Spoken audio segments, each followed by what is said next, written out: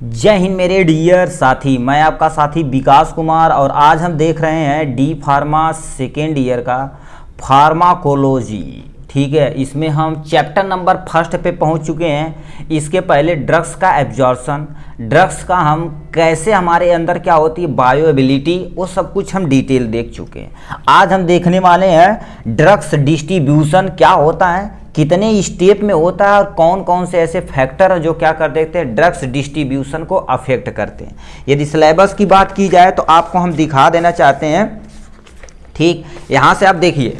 ठीक है, अब हम इसमें क्या क्या कवर कर चुके हैं। इंट्रोडक्शन एकदम डिटेल में कहाँ दिख रहा, दिख तो रहा।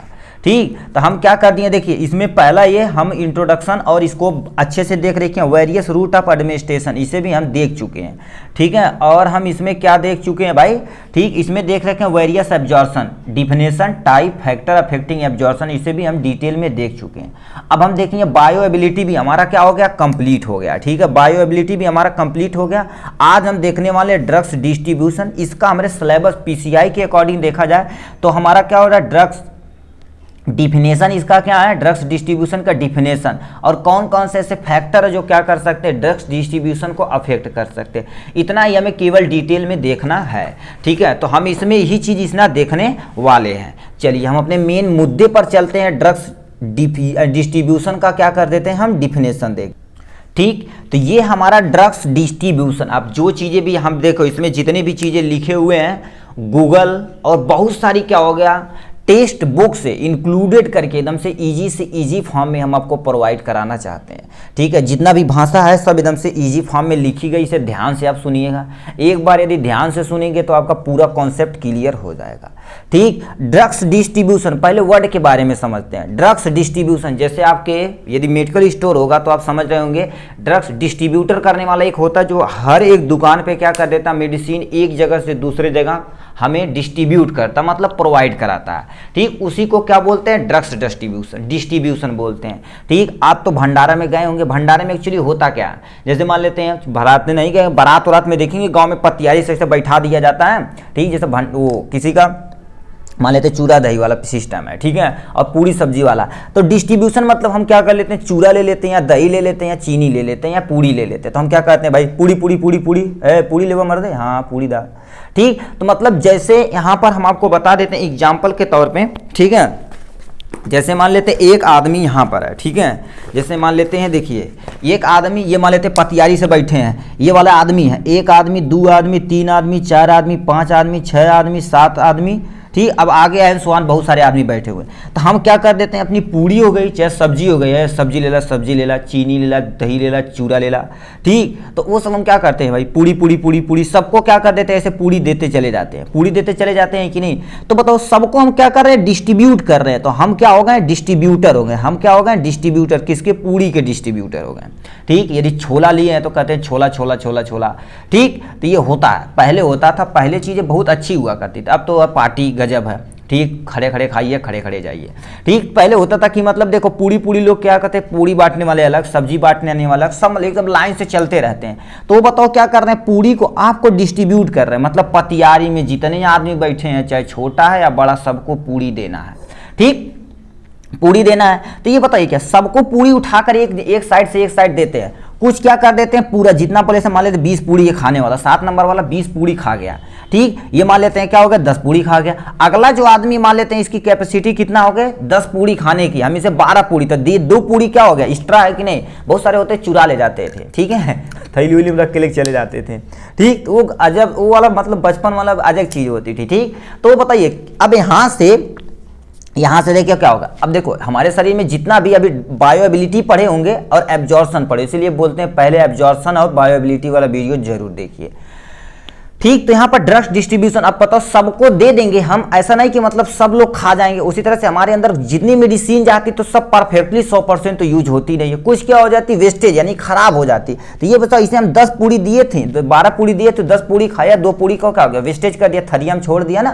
ठीक, तो ये बताइए क्या इसे जो पूड़ी दिया गया है, तो ये बताओ हम सब लोग क्या हो गए डिस्ट्रीब्यूटर। अब ये जो 2 पूड़ी बचा वेस्टेज के फॉर्म में से बाहर निकाल दिया जाएगा। अब ये यदि पूड़ी वाला समझे तो ड्रग्स वाला इजीली समझ जाएंगे। लिखा क्या drugs distribution is defined as delivery और transport of drugs to the tissue, कहां पर ले जाते हैं? टू द टिश्यू के अंदर ले जाते हैं। जब कोई ड्रग्स डिलीवर किया जाता है एक स्थान से दूसरे स्थान पर, ठीक है, वो ड्रग्स कहां पर पहुंचाया जाता है? टिश्यू तक पहुंचाया जाता है। उसी को हम क्या बोलते हैं? ड्रग्स डिस्ट्रीब्यूशन बोलते हैं। ठीक, body fluid function as solvent for maximum drugs and drugs reach their site of action by this solvent system. कहने का मतलब क्या रखा? बॉडी हमारी जो फ्लूइड है, यदि सॉल्वेंट टिश्यू के अंदर पहुंच गया, कोई भी ड्रग्स यदि टिश्यू के अंदर पहुंच गया, तो टिश्यू के अंदर क्या है? फ्लूइड प्रेजेंट है। फ्लूइड को ही क्या बोला जाता है? सॉल्वेंट बोला जाता है। वहां पर ड्रग्स क्या होगी? आराम से जाके डिजॉल्व होगी, अपने एक्शन साइट पे, मतलब एक टारगेट आर्गन पे पहुंच के अपना काम करेगी। ठीक, तो इसी को क्या बोलते हैं? ड्रग्स डिस्ट्रीब्यूशन बोलते हैं। अब एक डायग्राम के जरिए हम आपको यहां से बताएंगे। ठीक, जैसे मान लेते हैं, देखिए हमारे पास क्या हो गया? एक सिस्टम है, ठीक है, यहां से क्या हो गया? एक सिस्टम। हम एक एग्जाम्पल के जरिए समझते हैं ये। ठीक है, देखिए सबसे पहले हम बोल दिए क्या होगा? कोई भी ड्रग्स, ये ब्लड स्ट्रीम है, ये तुम्हारी क्या होगी? ब्लड स्ट्रीम मतलब ब्लड की नस है, नस वाला रीजन है। ठीक, ये ब्लड वाला रीजन है, क्या हो गया? ब्लड वाला रीजन। यदि मान लेते हैं एब्जॉर्प्शन के बाद ब्लड कहां पर पहुंच गया, यानी एब्जॉर्प्शन के बाद तो हमारा जो मेडिसिन है, जो ड्रग्स है, कहां पर पहुंच जाएगी? हमारी ब्लड के अंदर पहुंच जाएगी। ठीक है, ब्लड के अंदर पहुंच जाएगी। ब्लड के अंदर रिसेप्टर होते हैं, जैसे मान लेते हैं ये हमारे पास ड्रग, ये हमारे पास ब्लड है, ब्लड, ये मान लेते हैं ये हम आपके पास क्या होगा? ये ड्रग्स है, ये ड्रग्स है। ठीक है, अब ड्रग्स में कि ये ब्लड वाला पार्ट ये ड्रग्स है, ये ब्लड वाला पार्ट ये ड्रग्स है। ठीक है, अब ये क्या कर दिया? उसे रिसेप्टर से बाइंड कर गए। कहां पर? रिसेप्टर से बाइंड कर गए। अब ये देखो कहां पर पहुंच गए? एक्स्ट्रा सेल के बाहर पहुंच गए। क्या हो गया? सेल के बगल में पहुंच गए। तो बाहर बगल में क्या होता है? एक्स्ट्रा सेलुलर फ्लूइड रहता है, मतलब सेल की जो बाहर वाली फ्लूइड रहती है उसे हम क्या बोलते हैं? एक्स्ट्रा सेलुलर फ्लूइड, जिसे शॉर्ट में क्या बोलते हैं? ECF बोलते हैं। क्या बोलते हैं? ECF बोलते हैं। अब ये बताओ यहां पर जाएगा, ठीक है, ये जाएगा तो ये क्या करेगा?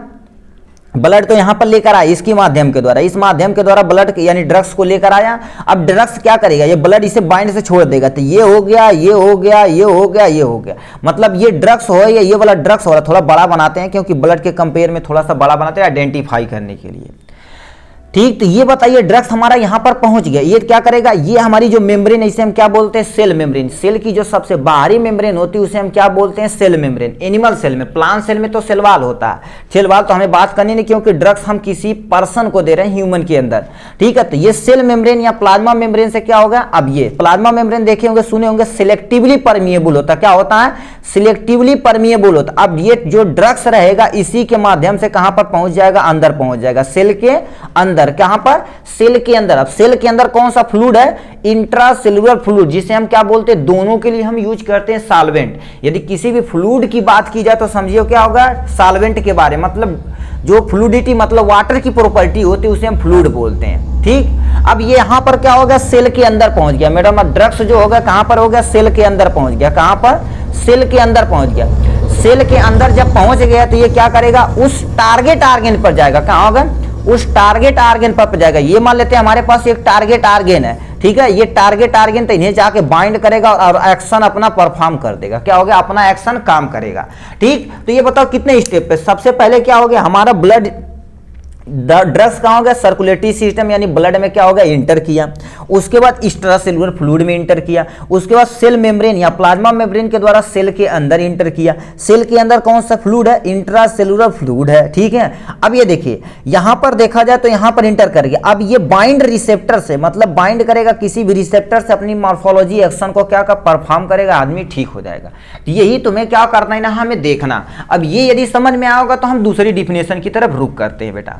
ठीक है, देखिए अब ये हम आपको दोबारा समझाते हैं। ही देखो, अब fluid function solvent for maximum drugs क्या हो जाती है? वहां पर पहुंच जाती site of action solvent, cell के अंदर जो था इंट्रासेलुलर फ्लूइड। ठीक, अब drugs distribution occur in extracellular fluid, मतलब एक्स्ट्रासेलुलर फ्लूइड में पहुंच गया। अब इसमें देखो डिस्ट्रीब्यूशन कैसे होता है? एक्स्ट्रासेलुलर फ्लूइड के माध्यम से होता है, ब्लड के माध्यम से होता है, एडिपोज टिश्यू जिसे हम फैट बोलते हैं उसके माध्यम से होता है, बॉडी टिश्यू के माध्यम से होता है। ये यहां पर क्या होता है? यहां तक जाते जाते हमारी पूरी ड्रग्स क्या हो जाती है? डिस्ट्रीब्यूट हो जाती है। क्या? पूरी ड्रग्स आपकी क्या हो जाती है? डिस्ट्रीब्यूट हो जाती है। तो ये था आपका सटीक डिफिनेशन। देखा जाए तो एक्चुअल में ये डिफिनेशन और ये डिफिनेशन आप याद रखिएगा। ठीक, ये बता रहा कि मतलब पहले यानी कहाँ पर कहाँ जाएगी, एक्स्ट्रासेल्युलर फ्लूइड में जाएगी, ब्लड में जाएगी, एडिपोज टिश्यू में जाएगी और बॉडी टिश्यू में जाके अपना काम करेगी।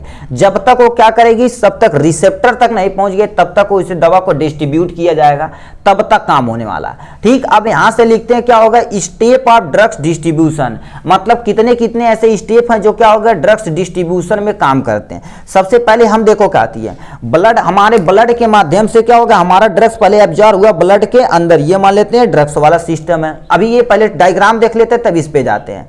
ठीक है, अब देखिए हम बोल दिए क्या होगा, जो भी ड्रग्स ब्लड के अंदर सर्कुलेटरी सिस्टम के अंदर एब्जॉर्ब हो गया with the help of absorption. अब एब्जॉर्शन कैसे होता है उसका वीडियो आपको लिंक में दे दिया जाएगा या प्ले लिस्ट में आप देख सकते हैं। ये कहां पर पहुंच गया, देखिए ये पहुंचने का रास्ता एक्स्ट्रासेल्युलर फ्लूइड पे पहुंच गया। ठीक है, अब इसी के बगल में ये तुम्हारा फैट है, फैट के अंदर भी ये जा सकता है क्योंकि एडिपोज टिश्यू यही है। कौन सा टिश्यू, एडिपोज टिश्यू। ये हो गया। अब मान लेते दोबारा इसे वापस जाना है तो यानी डिस्ट्रीब्यूशन तो चारों तरफ जा सकता है, तो आ भी सकता है और जा भी सकता है ब्लड के अंदर। ठीक, तो यहां पर हमारे पास क्या होगा, यानी फैट है तो वहां पर भी ये जा सकता है। फिर कहां पर इंटर करेगा, intracellular fluid with the help of cell membrane या प्लाज्मा मेम्ब्रेन के द्वारा ये इंटर करेगा। फिर ये मान लेते हैं हमारे पास हार्ट है, हार्ट देख लीजिए कैसा बना दिए सर। ठीक है, ये हार्ट के मान लेते हैं इसका टारगेट है, ब्रेक हो गया क्या सर, है टूट गया, देखिए अब टूटा गया होगा, कितने लोगों को टूटा होगा।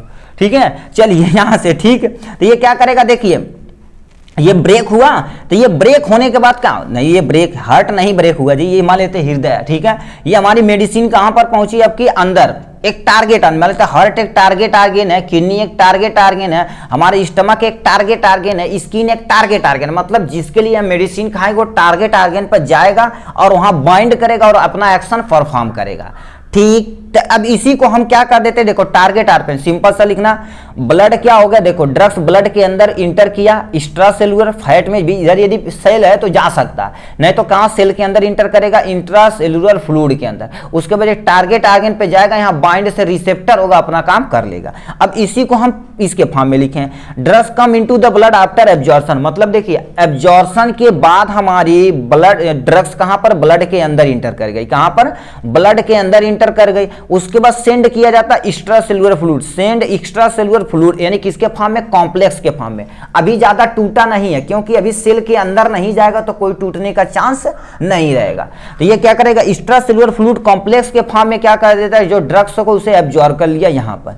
अब ये क्या होती है, दोबारा यहां पर आते हैं इंट्रासेल्युलर फ्लूइड में चल गए, फ्री फ्रॉम ड्रग्स। अब ये फ्री है क्या भाई, ये फ्री फ्रॉम ड्रग्स है, मतलब इतना फ्री, मतलब सबसे सिंपल, नहीं समझ में आ रहा तो कॉम्प्लेक्स क्या हो जाएगा, सिंपल, तभी तो सेल के अंदर इंटर करेगा with the help of plasma membrane.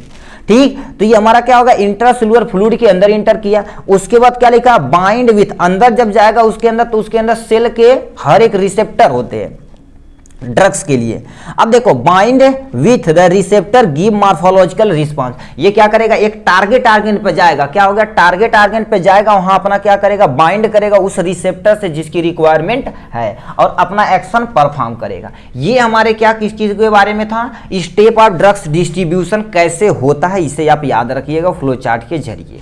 ठीक, अब देखिए अब क्यों जरूरी है, क्यों जरूरी है डिस्ट्रीब्यूशन। अब बताइए, आपको मान लेते पतियारी से बैठा दिया जाए, अब पूड़ी उड़ी नहीं दिया जाए, कहेंगे यार पूड़ी उड़ी नहीं दे रहा है, चूरा लाओ मार दे, चूरा ला दिया, दही ले, अब बताओ चलो हम मान लेते चूरा ले लिए, अब दही क्या करेंगे, पतरी में से लेके जाएंगे, भर भर गिर जाएगा। ठीक है, वो देखे होंगे कि ना, बचपन में जब हुआ करता था तो हम नमक को लोग क्या कहते, राम रस बोलते थे। एक बार हम गए थे तो बोला राम रस, तो हम क्या करिए, कहें भाई रख दो, थोड़ा सा पहले रखा, तो हम कहें राम रस रखा तो 1.5 किलो रखो और रखवा दिए।